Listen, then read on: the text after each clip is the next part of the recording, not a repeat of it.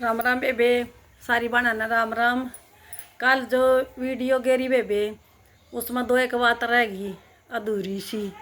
और उन वह बात तो दाऊँ सुनन की है। मतलब लुगाइयाँ के बारे में जो कर बात हुआ हर एक कोई कह दी है बेबे। जब ब्रह्मा जी ने कहा ना बेटी यो तेरा पति परमेश्वर है पार्वती, इसको ऐसे मत बोल। इसने जो किया ठीक किया। पार्वती सुनती रही। पति परमेश्वर के आगे उल्टी मत बोला है। उसने कहा कि मैं यहीं प्राण त्याग दूंगी। नहीं ऐसे नहीं बोली ना त्याग दूंगी मैं, ऐसे थोड़ी होता है। इसने ऐसे मेरे पुत्र को ऐसे क्यों किया। तो ब्रह्मा जी उसको समझाने की पूरी कोशिश करे। नहीं पार्वती, ये तेरे पति परमेश्वर है, इसके सामने उल्टी मत बोल। जो इसने फैसला किया वो सही होगा। पार्वती बोली नहीं महाराज। सुनती रही। फिर ब्रह्मा जी से उसने पार्वती ने सवाल करा कि ब्रह्मा जी मुझे एक बात बताइए आप, और मेरे सवालों का जवाब भी ऐसे ही दे जैसे अभी आप दे रहे हो। बोले चल यो तो पति परमेश्वर है। मैंने उसको कहा कि बाहर बैठना बेटा चौकीदार बनकर, तो मेरे पति ने आको करा। पति ने मेरे बेटे का शीश काट दिया तो भी परमेश्वर ही है। पति मेरी आज्ञा का उल्लंघन करे तो भी ये परमेश्वर ही है। इसने युद्ध करने के लिए भेज दिए। मतलब पति हर तरिया परमेश्वर ही रहता है। चाहे पति दारू पिए तो भी वो पति है, परमेश्वर है। दारू पी के पिटाई करे तो भी वो पति परमेश्वर है। कमा के ना लाए तो भी वो पति परमेश्वर है। और घर से मारपीट के निकाले तो भी वो पति परमेश्वर है। उसका कहना मानना चाहिए, उसका सत्कार करना चाहिए। मतलब और हर तरिया से पति परमेश्वर ही रहता है। चाहे वह कितने ही गलत काम करे, जुआ खेले या शराब पिए, जो भी कुछ करे वो पति परमेश्वर ही है। अच्छा ब्रह्मा जी आप मुझे ये बताइए, औरत को देवी कब कहने लगोगे? औरत को देवी क्यों नहीं कहते? पति को तो हर हालात में परमेश्वर कहते हैं। और औरत कब देवी बनेगी? औरत को हर बात के लिए जिम्मेदार क्यों ठहराया जा है? उसका पति मतलब उसका हर काम में उसका ही माँ का कसूर लग रहा है। अगर मैंने उसको बिठा तो भी मेरी गलती है, गणेश को बना कर बिठा तो भी मेरी गलती है। अच्छा औरत की हर तरिया से वो औरत का, अगर औरत के बच्चे ना हो तो भी औरत ही उसको कुछ नहीं कहेगा।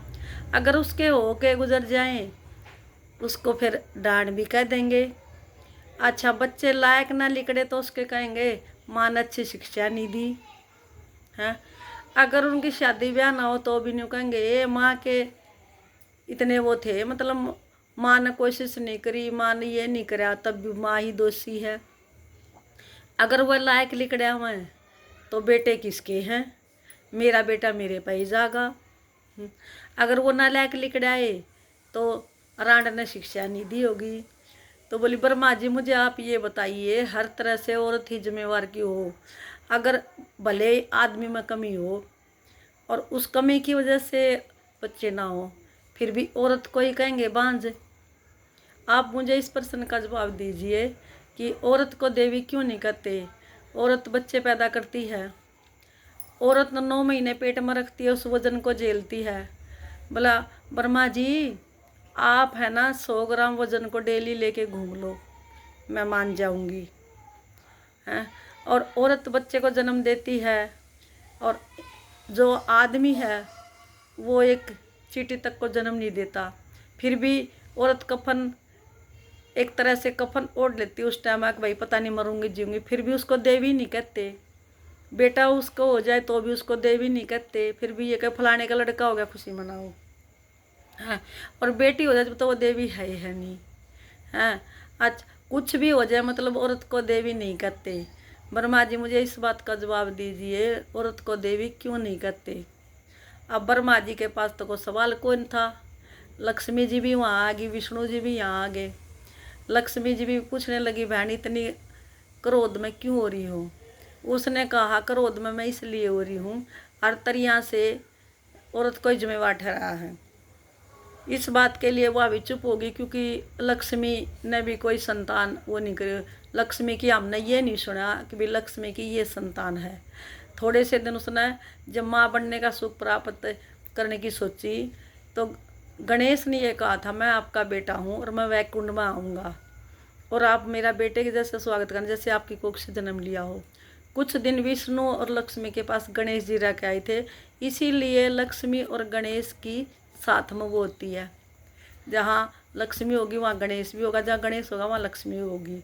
ये कुछ दिन के लिए ये है ना, गणेश ने उसकी बेटे का रोल अदा किया था और लक्ष्मी ने माँ का रोल अदा किया था। आज भी ये कहते हैं गणेश जननी, गणेश की माँ लक्ष्मी, आज भी ये कहा जाता। तो इसका जवाब लक्ष्मी के पास भी नहीं थे, क्योंकि लक्ष्मी भी इस दौर से गुजर चुकी थी, तो ब्रह्मा जी के पास तो था ही था नहीं।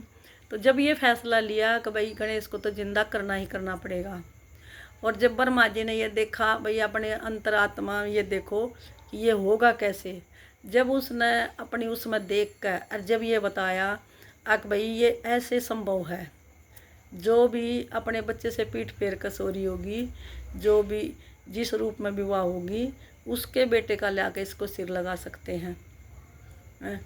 इसलिए ये संभव हो सकता है, नहीं तो और कोई चारा नहीं इसको संभव बनाने का। जब उसके उसमें फिर वो चले थे और जब वो उस अथनी के बच्चे का सिर ले आए थे, वो अथनी उस तरफ मुँह करके सोई थी। तब आनो ये काल की ये 2-4 बात रह गई थी, ये आदि इस वीडियो में डाल के पूरी करी। बेबे राम राम बेबे, ओम नमो भगवते वासुदेवाय, ओम नमो भगवते वासुदेवा, राम राम बेबे, सारी सुख शांति बनी रहो बेबे, जय हो।